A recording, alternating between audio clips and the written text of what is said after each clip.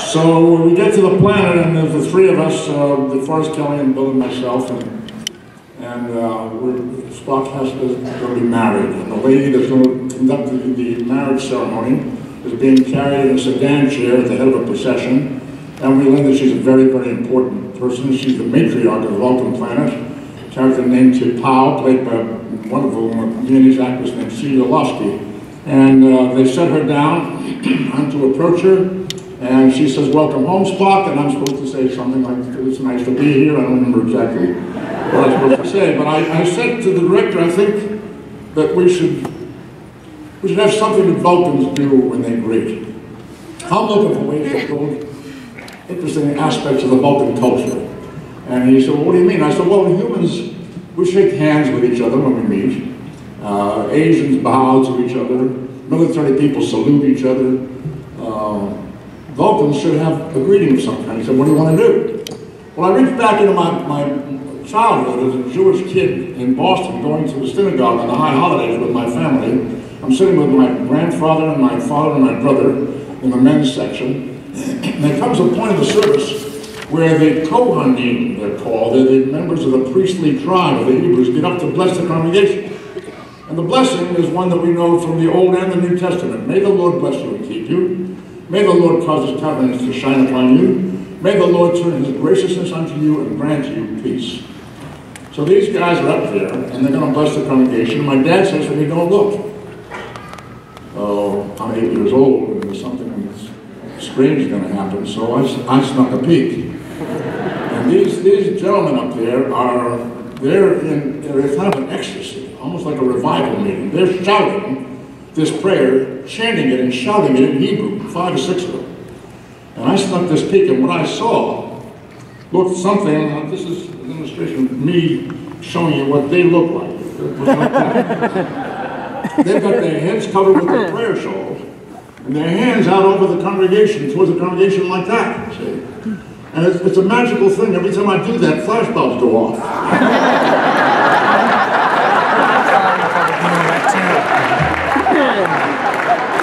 Can't stop it. And I had no idea why they were doing that, but it kind of struck me something interesting was happening.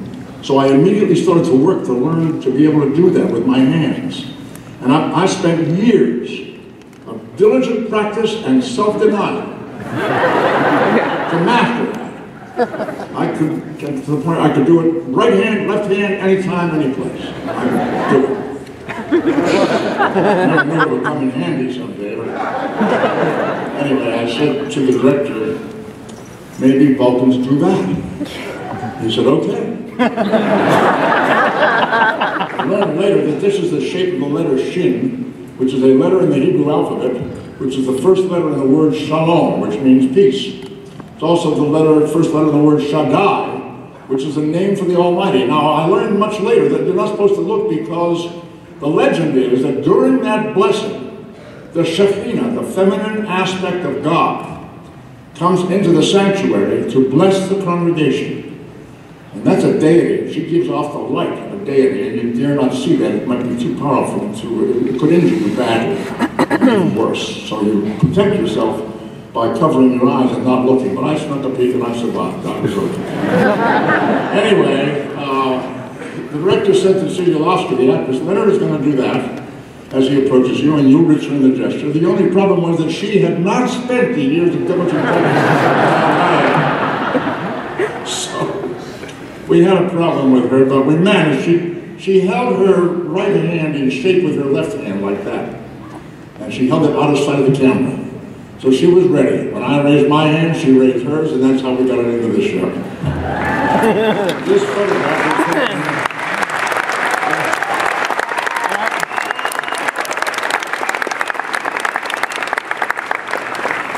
This photograph was actually taken that day, on the set that day, the first time this gesture went into Star Trek. And within a few days after that show aired, it was coming back at me on the streets. Kids, truck drivers, police, waiters in restaurants, "Hey, Spock, hey, how are you?" It was great. This is a photograph of my son and myself, my son Adam. He came to visit me one day on the set, and they snuck him off into the makeup department. They put the ears on him to surprise me. Fan mail. The fan mail was coming in stacks. It started out little packages, and I was signing every photograph and signing notes and responding to each letter. And then it was coming in stacks, and I couldn't handle it on my own. I needed help, and it was getting to be expensive, the postage and the photographs and so forth. So I asked Desi for some help, and they gave me a stipend of $100 per episode to pay for the handling of the fan mail. And then I got this I'm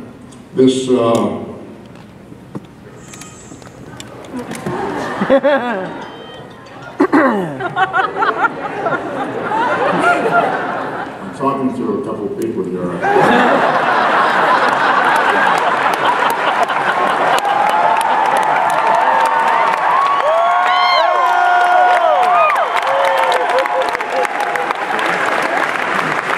Oops! Hi. You want to talk to a couple of people? Say hello. My wife, Susan. Okay. She says, have fun, everybody. I'll talk to you later.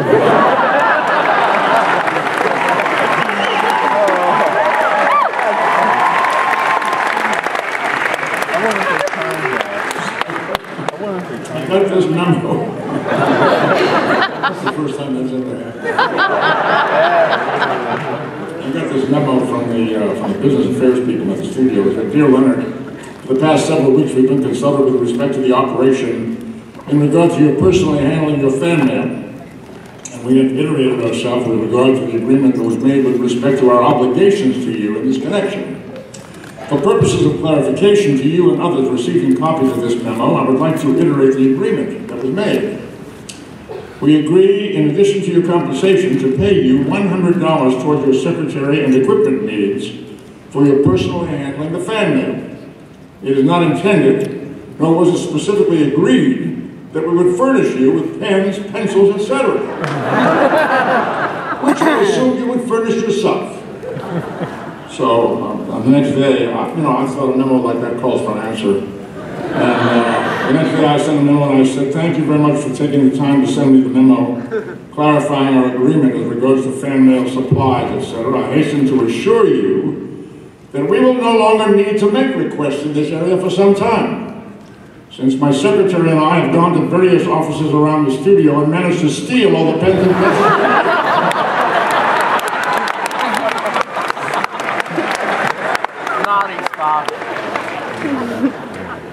Well, we had 3 seasons, as you know.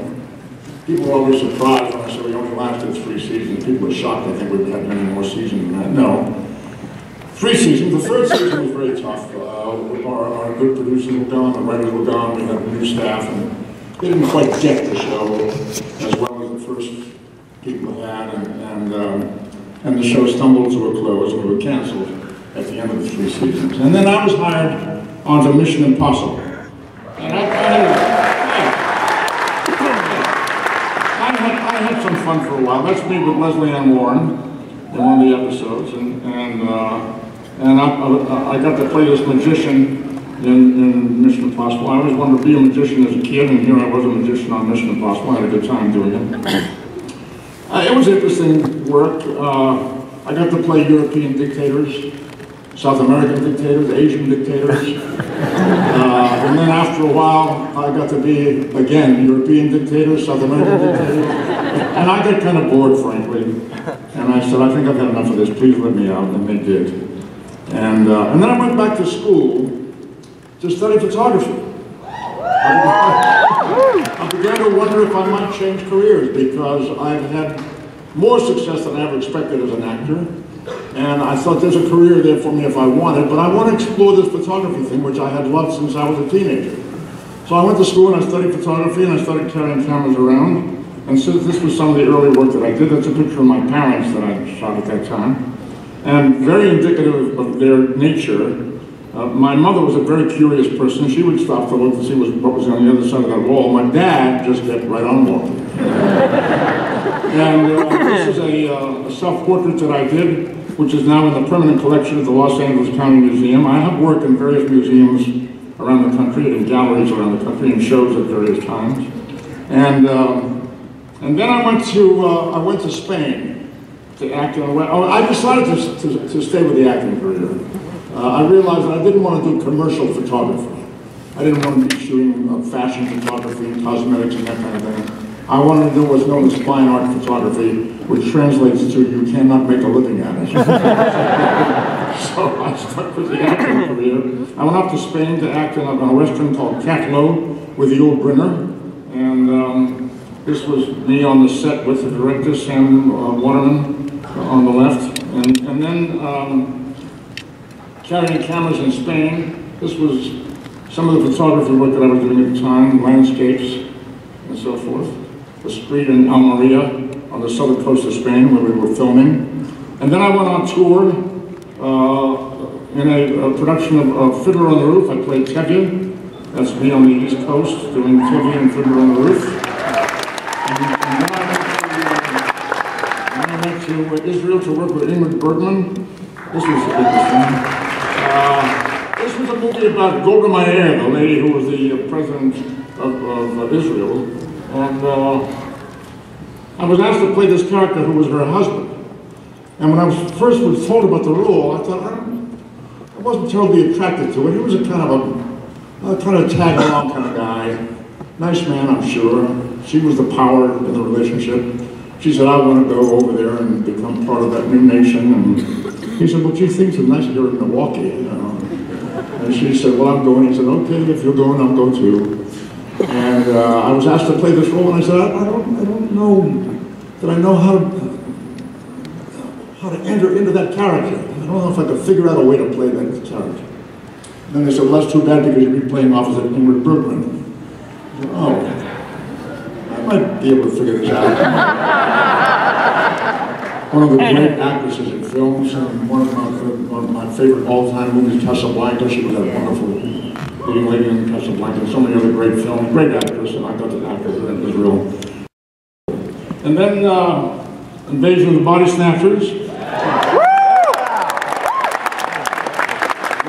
With Donald Sutherland and Jeff Goldblum.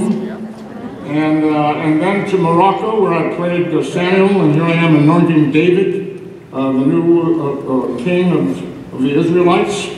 So I had some interesting work to do. And then in 1977, I was on Broadway for the second time, this time in a production of Equus, great play, 16 weeks of great thrill doing that role. I had a wonderful time doing it. And while I was doing it,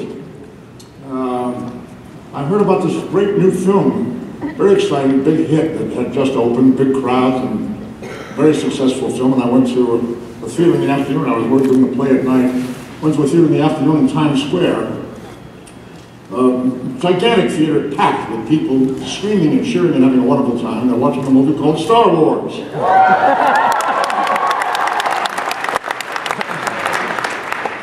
All through the 70s, there was no Star Trek production being done. There was a hunger for Star Trek. Star Trek was very popular in reruns, and a lot of people wanted Star Trek to be produced, but there was no Star Trek being made for various reasons. And probably because the studio didn't think there was any money in it, you know. When they saw this big hit that George Lucas had with Star Wars, and I'm in the theater watching this gigantic hit, and I thought to myself, I think I'm going to be getting a call from Paramount Pictures pretty soon. And sure enough, they called us, and we went to work to make a movie. And there was the cast assembled.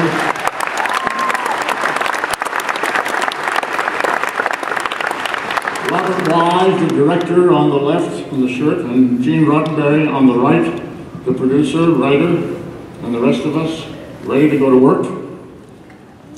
And this was on one of the production days, as Bob Wise directing again, and Gene up top. And we made the movie, and it was large. We had a big budget. The movie was large. I don't think it was great, but it was large. We had great shots of the ship going by like that.